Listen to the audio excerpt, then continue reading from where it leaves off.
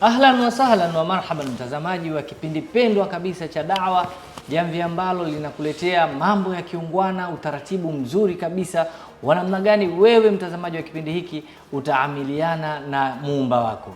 Nikusalimu kwa salamu na maamkizi yaliokuwa mazuri. Assalamu alaikum wa rahmatullahi wa barakatuh. Na baada ya salamu nikufahamisha kwamba ninayekuletea kipindi hiki ni mimi mwenyeji wako Brother Saleh, lakini pamoja nami yuko mgeni wa kudumu Sheikh Musa Kundecha, ambaye kama kawaida yake amependeza vizuri kabisa kwa udhamini wa kanzu lenu. Sheikh Kundecha, watazamaji wa kipindi cha Dawa wanataka uwasalimu, wanataka wakusikie kidogo. Bila shaka. Al-ikhwa, assalamu alaykum wa rahmatullahi wa barakatuh. Inawezekana wanipotea, unafikiri kijana wa miaka 19. Kabisa. Hii kazi ya kanzu lendi bwana. Sawa. Wanaweza kukurudisha mpaka mtoto mchanga. Kabisa, mashallah. Na mtazamaji ambaye unatufuatilia, na wewe ambaye pengine ndo mara yako ya kwanza unaungana na sisi, mtiririko wa kipindi cha Dawa umeanzia mbali kidogo. Tumeanza kwa kutafuta msingi wa dini, nguzo zake, na baada ya kuzifahamu nguzo hizo tatu za dini, tumeanza kujadili moja kinagaubaga kabisa. Tulianza na nguzo ya kwanza ambayo ni al-Islam, ndani yake ikawa na vipengele vidogo vidogo, nguzo tano, lakini katika hizo nguzo tano tumejaliwa kujadili 4 na tumebaki na nguzo moja ya hija. Pengine leo kama Mwenyezi Mungu ataturuhusu, shekhe atatupitisha katika nguzo hiyo iliyobakia ya hija. Naam. Kundecha, tumefika katika msimu wa hija kwenye safari yetu ya Dawa. Nguzo za hija. Ndio. Hija ni sawa na kusema ni kuizuru nyumba ya Mwenyezi Mungu Subhanahu wa Ta'ala kwa ajili ya ibada katika kipindi maalum. Hii inaitwa hija. Hija neno lake jepesi la Kiswahili ni ziara. Al-hajju az-ziyara. Sawa. Al-umra az-ziyara. Hija ni ziara. Ziara ya nini? Ni ziara ya kuitembelea nyumba ya Mwenyezi Mungu Subhanahu wa Ta'ala. Ikiwa ni hija wakati maalum, ni kuitembelea nyumba ya Mwenyezi Mungu Subhanahu wa Ta'ala. Ikiwa umra wakati wowote. Ile eneo la kwanza. Eneo la pili, hija ni wajibu. Sawa. Umra ni sunna. Tunaona maeneo hayo mawili na ni wajibu kwa sababu ni moja katika nguzo za Uislamu. Walillahi ala nasi hijjul baiti man istata'a ilayhi sabila. Amestahiki Mwenyezi Mungu kwa wanadamu kuizuru nyumba yake kwa mwenye uwezo wa kulifanya jambo hilo. Sawa. Jambo la hija huwa linatawaliwa na kitu kimoja kigumu, hichi kinachoitwa uwezo. Na watu wengi wameshindwa kwenda hija kwa kigezo cha uwezo.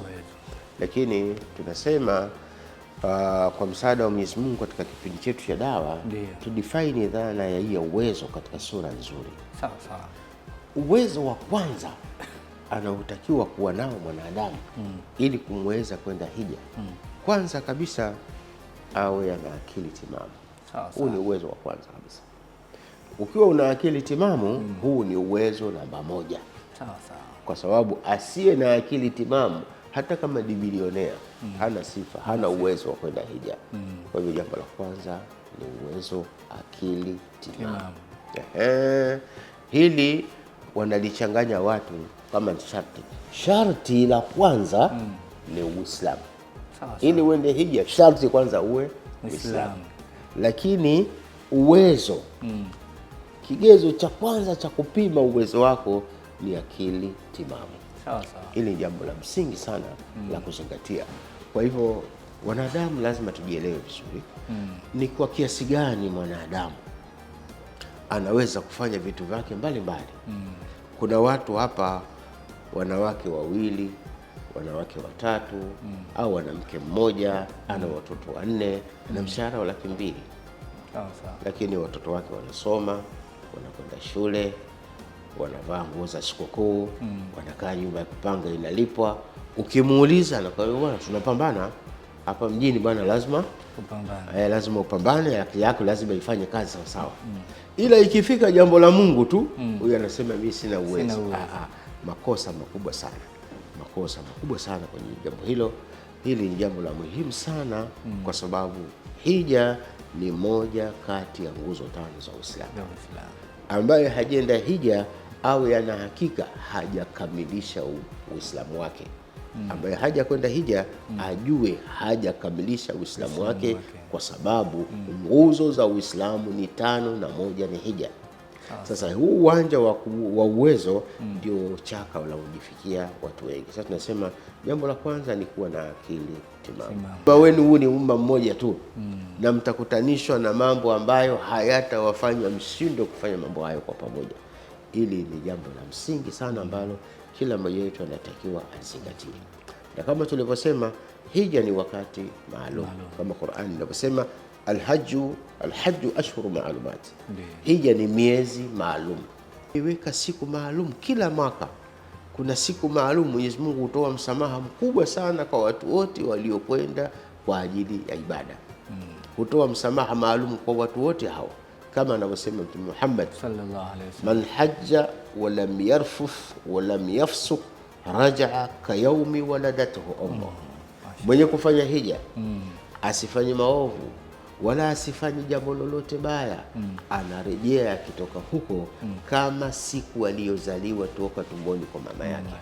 Amefutiwa dhambi zote, hana dhambi kabisa. Na ndio maana mahujaji wanaporudi watu huwakimbilia kabla hawajaanza kukutana na mambo ya hovyo. Bwana, tuombee dua, kwa sababu wewe mtu safi, na mtu safi maneno yake, dua zake zinapokelewa na Mwenyezi Mungu Subhanahu wa Ta'ala. Hiyo ni siku maalum ambayo maarufu inaitwa Yaumu Arafa. Ni siku ya Arafa, siku ambayo Allah Subhanahu wa Ta'ala anatoa msamaha mkubwa kabisa kwa Waislamu wote waliokwenda hija kwa ajili ya kutembelea nyumba ya Mwenyezi Mungu Subhanahu wa Ta'ala, kutoa msamaha mkubwa kwao. Hiyo Yaumu Arafa. Yaumu Arafa, wa ambao hawapo hija, wao sunna kwao ni kufunga. Yaumu Arafa wao sunna kwao ni kufunga, lakini wale walioko kule, hiyo ni siku maalum ya kupata msamaha wa Mwenyezi Mungu Subhanahu wa Ta'ala. Na kama anavyosema Mtume Muhammad, alhajju Arafa. Hija ni Arafa. Kama ukufika Arafa, wewe utakuwa hujahiji. Na alhamdulillah, katika dunia hii ya kimaendeleo, Saudi Arabia wameweka utaratibu, hata kama uko mgonjwa ICU, uko ICU, utaletwa na ambulance mpaka viwanja vya Arafa, ukae pale ili siku hiyo ikukute pale, kwa sababu kama hukuwa pale utakuwa huna hija. Ni jambo la muhimu sana katika siku hiyo. Na siku inayofuata inaitwa Yaumu Nahri. Huku tunaita Yaumul Idi, siku ya Idi. Walio katika hija huwa waswali Idi. Wao katika siku ile wanachinja. Sawa sawa. Ile inaitwa Yaumu Nahri. Katika uchinjaji kuna kitu kinaitwa nahri na kinaitwa dhabhi. Dhabhi ni kumchinja mnyama juu ya koo. Nahri ni kumchinja mnyama chini ya koo. Ngamia hachinjwi juu ya koo. Ngamia anachinjwa chini ya koo, kwa sababu ya urefu wake. Ni kama vile mchinje twiga. Twiga badala kuhangaika kumfuata kule kwenye ncha, unaweza kumchinja hapo inapoanzia shingo, panapoungana na mwili pale penye shingo pale. Hii inaitwa nahar. Dhabhi ni kuchinja juu ya koo, kuchinja chini ya koo ni nahar. Kwa hivyo ile ni Yaumu Nahar, siku ya kuchinja. Huku ambao hawako hija ni Yaumul Eid, watu wanaswali Idi. Naeleza vizuri. Huo ni ukamilifu wa utekelezaji wa ibada ya hija. Nataka niende hija, hakikisha na familia yangu iko vizuri. Sharti hilo hizo kumpa, ila mwenyewe unatakiwa ujipange. Maana ninakwenda hija, basi nihakikisha familia yangu iko vizuri. Lakini kama huna uwezo, kwa kawaida kaa na familia yako, waeleze vizuri, jamani, nimepata fursa ya kwenda hija. Nikiwepo hapa huwa tunasaidiana kupata chochote kwa ajili ya matumizi yetu. Sasa tukubaliane safari hii na waacha wenyewe, ili wasinungunike hilo jambo. Wakinungunika itakuwa ni makosa. Lakini ukizungumza nao, ukiwaelewesha, muda wa kuwa hata wewe mwenyewe upo, utokea mkalala na njaa, huwezi kufanya maajabu kwa sababu ya kwenda hija. Wala usimpe sharti anayetaka kukusaidia ukampa na sharti la jambo la namna hiyo. Hapana. Au ukamwambia hizo hela nipe niwape familia yangu, kwa sababu mimi sina uwezo. Hapana, kila mtu amelenga kitu anachokikusudia. Safari ya hija ni safari muhimu sana, ndio, na ndio maana wajibu wake ni mara moja katika umri wako. Sasa Sheikh Saleh, hebu linganisha. Hija ni mara moja katika umri wa mtu, ni nguzo ya Uislamu. Swala ni mara 5 kila siku, ni nguzo ya Uislamu. Hija, Mtume Muhammad anasema sallallahu alaihi wasallam, alhajjul mabrur, hija iliyofanyika vizuri ikakubalika, laisa lahu jazaa illa aljanna, haina malipo mengine yanayofanana na uzito wa kazi iliyofanyika isipokuwa ni mtu kupata pepo basi. Mashaallah, alhajjul mabrur laisa lahu jazaa illa aljanna. Na hija hii sio kama hivi tunavyoielewa kwamba watu wanatoka tarehe wanakwenda tarehe. Hija ni siku 5 tu. Hija ni siku 5 tu. Ukijipinda vizuri ukatulia siku 5, umefanya jambo ambalo malipo mengine hayapo ya kufanana na kazi hiyo, ila wewe upate pepo tu. Siku 5, siku ya kwanza inaitwa yaumu tarwiya. Huu ni mwezi 8. Yaumu tarwiya ni siku ya maandalizi kwa ajili ya mwezi 9. Huko nyuma, kabla ya maendeleo kwa maeneo yanayofanyikia hija ni jangwani, kwa hivyo mahitaji ya maji ni magumu kidogo. Kwa hivyo ilikuwa ni siku maalumu inatayarishwa kwa ajili ya kuandaa mahitaji ya watu watakaokwenda hija, kwa sababu hija inafanyika kambini, mahali panapoitwa Mina na Arafa, ndio inapofanyika kule. Kwa hivyo kuna siku maalum ya kufanya matayarisho ya kwenda pale. Siku hiyo inaitwa yaumu tarwiya. Siku inayofuata ni yaumu Arafa. Huu ni mwezi 9. Ni yaumu Arafa. Sawa sawa. Siku inayofuata ni yaumu Nahri, mwezi 10, ambao huko ni siku ya Idi. Sawa sawa. Na siku inayofuata zinaitwa ayamu tashrik. Sawa sawa, mwezi 11, 12 na 13. Ayamu tashrik. Ni hizi siku 5 au 6 ndio hija. Na hufanyi katikati ya mji wa Saudi Arabia, hapana. Unapelekwa kambini mahali panapoitwa Mina na Arafa. Uko mbali na mji kabisa. Jipinde kwa siku 5, mlidie Mwenyezi Mungu Subhanahu wa Ta'ala. Ukiweza kujifunga kwa siku 5 ukamlilia Mwenyezi Mungu Subhanahu wa Ta'ala, ukamwomba msamaha kweli kwa makosa uliyomkosea Mwenyezi Mungu Subhanahu wa Ta'ala, huna malipo isipokuwa wewe ni kwenda peponi. Ni jambo kubwa sana. Hili jambo linalinganishwa na mtu kusali swala 5 kila siku katika maisha yake yote, asiache hata siku moja. Lakini iko advantage kadhaa kwamba ukenda kusali, ukenda kwenye hija, ni lazima ufanye tawafu. Tawafu ni kuizunguka nyumba ya Mwenyezi Mungu ya Kaaba mara 7. Na ukimaliza tawafu, sunna ya tawafu ni kusali rakaa 2 makamu Ibrahim, na sala moja katika sala ya msikiti wa Maka. Swala hii moja katika msikiti wa Maka ni sawa na swala 100,000 nje ya msikiti wa Maka. Swala hii moja ni sawa na 100,000. Hivi hapa Dar es Salaam, ili uswali swala zifike 100,000 unahitaji kusala miaka mingapi? Kwa sababu kwa siku swala 5. Ili zifike 100,000 unahitaji kwa 100,000 gawanye kwa 5 upate idadi ya siku. Ili upate idadi ya siku, calculator zitazima. Kule ni swala hii moja, sio swala 5 za siku, swala hii. Haya, hebu niambie, umepata swala 5 katika msikiti wa Maka. Ni swala 500,000 huko, 500,000 zaidi ya miaka 600. Wewe unaweza kuishi miaka 600 toka lini? Ndio maana ikasema alhajjul mabrur, hija iliyokubalika, laisa lahu jazaa ila aljanna, haina malipo isipokuwa pepo. Maana thamani ya kila ibada iliyofanyika pale inazidi mara 100, 200, 300 ya ibada unaweza kuifanya huko. Kwa hivyo jambo la muhimu sana. Sasa kama mtu anataka njia ya mkato wa kwenda peponi, aende hija. Mashaallah. Hii ndio njia panda ya kwenda peponi. Mtazamaji wa kipindi pendwa cha Dawa, njia ya mkato imetolewa na Sheikh Kundeche.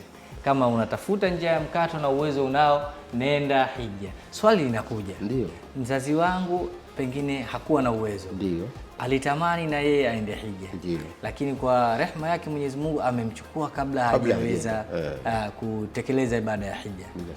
Naruhusiwa kisheria kumhijia, na je, atapata yale malipo na ahadi zile ambazo zinafungamana na ibada? Zipo ibada zinakubali uwakilishi, ziko ibada hazikubali uwakilishi. Ndio. Katika ibada zinazokubali uwakilishi ni ibada ya saumu, inakubali uwakilishi. Ndio. Ni ibada ya zaka, inakubali uwakilishi. Ndio. Ibada ya hija inakubali uwakilishi. Kwa maana unaweza kutoa zaka kwa niaba ya mtu mwingine. Ndio. Unaweza ukafunga kwa niaba ya mtu mwingine. Unaweza ukafanya hija kwa niaba ya mtu mwingine. Kwa hivyo mzazi wako kama hakutekeleza ibada ya hija, unaweza kufanya hija kwa ajili yake. Sharti lake ni moja tu. Kila anayefanya ibada kwa ajili ya mtu mwingine, kwanza iwe yeye alikwisha tekeleza ibada hiyo. Sawa sawa. Kama unataka kumfanyia hija mzazi wako, kwanza wewe iwe tayari ulikwisha hiji. Sawa sawa. Ndio unaweza kumfanyia mzazi wako. Sawa. Kama ulikwisha hiji, unaweza kumfanyia mzazi wako yoyote. Unaweza kumfanyia mzazi wako wa kiume, unaweza kumfanyia mzazi wako wa kike, unaweza kumfanyia mkeo, unaweza kumfanyia dada yako, na mtu yote unayemkusudia inawezekana ikafanyika. Sharti ni kwamba ile wewe mwenyewe kwanza iwe tayari ulifanya hija. Kabla hujafanya hija, ukifanya kwa ajili ya mtu mwingine inakuwa ya kwako, sio ya yule tena. Kwa hivyo ibada zinakubali uwakilishi. Ibada isiyokubali uwakilishi ni ibada ya sala. Huwezi kuswali kwa ajili ya babako. Sawa sawa. Lakini unaweza kufunga kwa ajili ya baba yako, unaweza kutoa zaka kwa ajili ya baba yako, unaweza kwenda hija kwa ajili ya baba yako. Na miongoni mwa sifa kubwa wanazosema wanachuoni katika urithi, wale wanaurithi mali za wazazi wao, kabla hawajarithi wanatakiwa waziangalie zina deni. Miongoni mwa madeni ni madeni ya Mwenyezi Mungu. Je, baba yangu kaacha milioni 200, ndio muurithi wetu, alishawahi kutoa zaka katika pesa hizi? Kabla, kama hakuwahi kutoa zaka, maana yake hizo pesa hizo, kuna pesa za watu zimo, zitoweni fedha za watu kwanza kabla hamjarithi. Kama baba yenu hakuwahi kutoa zaka na fedha alikuwa nazo na zilipitikiwa na mwaka naye akiwa nazo. La pili, baba yetu kaacha milioni 200, lakini hakuwahi kwenda hija, ni deni hilo. Toweni katika fedha hizo kabla ya kuzirithi, mtoe fungu kwa ajili ya kuhijiwa baba yenu, ili mumuondoe na deni la Mwenyezi Mungu Subhanahu wa Ta'ala. Kinachobaki sasa, huo ndio urithi wenu, mnaweza mkagawana. Ondoeni madeni kwanza kabla ya kurithi. Miongoni mwa madeni ni zaka na hija kwa mtu ambaye hakufanya hija. Sawa. Mtazamaji wa kipindi cha Dawa, bila shaka utakuwa umeokota mawili matatu hapo kwenye ibada hii ya hija, tukiwa tunafunga hizi nguzo za Uislamu. Una yapi ambayo ungependa kuwaambia watazamaji wa kipindi cha Dawa kwa ujumla wake kwenye hizi nguzo tano? Alhamdulillah, tulikuwa wanadawa wenzangu katika kipindi chetu tulikuwa tunazungumzia nguzo za dini. Tumezungumzia nguzo ya dini moja ambayo ni Uislamu, na ndani yake tumeangalia nguzo 5 ambazo wanachuoni wameziita nguzo za Uislamu. Mpaka kuitwa ni nguzo za Uislamu, maana yake ni mambo muhimu sana katika Uislamu. Ningependa mwanadawa zingatia maeneo hayo, jibidishe kwa kadri atakapokuwezesha Mwenyezi Mungu. Kwanza uzijue nguzo za Uislamu kwa ukamilifu. Tekeleza kila nguzo kwa namna ambavyo inawezekana kwako, na usizembee katika kutekeleza ibada hizo. Lakini nimalizie kwa kusema nguzo ya mwisho hapa tumeizungumzia nguzo ya hija. Watu wengi sana hawajaenda hija kwa sababu ya kuamini hawana uwezo. Hapana, uwezo ni kumiliki kiasi cha kwenda na kurudi tu. Uwezo ni kuwa na akili timamu. Uwezo ni kuwa na usalama wa njia. Uwezo kuwa na uwezekano wa kwenda na usafiri unawezekana kukufikisha huko bila ya tatizo lolote, kwa sababu Allah Subhanahu wa Ta'ala alisema walinganie watu katika hija, watakuja watu ala kulli dhamiri, katika njia mbalimbali, yatina min kulli fajjin amiq, watatoka pande mbalimbali za dunia. Wako watakao kwenda kwa miguu kwa sababu distance ya walipo na mahali ulipo Kaaba ni karibu. Wako watakuja kwa wanyama, watakuja kwa basikeli, watakuja kwa gari, watakuja kwa ndege, alimradi kila mmoja hakikisha ametimiza jambo hilo. Timiza jambo hilo kwa sababu una akili timamu, wewe ni muweza katika kutekeleza ibada ya Mwenyezi Mungu. Usifanye kisingizio katika kutekeleza ibada ya Mwenyezi Mungu. Mwenyezi Mungu anakujua sana kuliko mtu mwingine wote anayekujua. Kusema huna uwezo, Mwenyezi Mungu anajua una uwezo kweli au huna uwezo. Kama akili zako ziko sawa sawa, jipange vizuri ili uweze kutekeleza ibada hiyo inshallah. Allah subhanahu wa ta'ala akubariki. Mtazamaji wa kipindi cha Dawa, mpaka kufika hapo hatuna la ziada ambalo tutaliongeza kwenye hii nguzo ya kwanza. Unaweza kujiwekea malengo kidogo kidogo ya kutekeleza hizi ibada ambazo zimeelekezwa. Mfano ibada ya hija, unaweza ukakusanya kidogo kidogo mpaka utakapofikia wakati pengine kuweza kumudu gharama za ibada hii. Mpaka wakati mwingine tena, mwenyeji wa kipindi chako hiki ni mimi brother Saleh, lakini pamoja nami niko na mgeni wa kudumu Sheikh Musa Kundecha. Tunakuaga sote kwa pamoja, tunasema ma'asalam fi amanillah.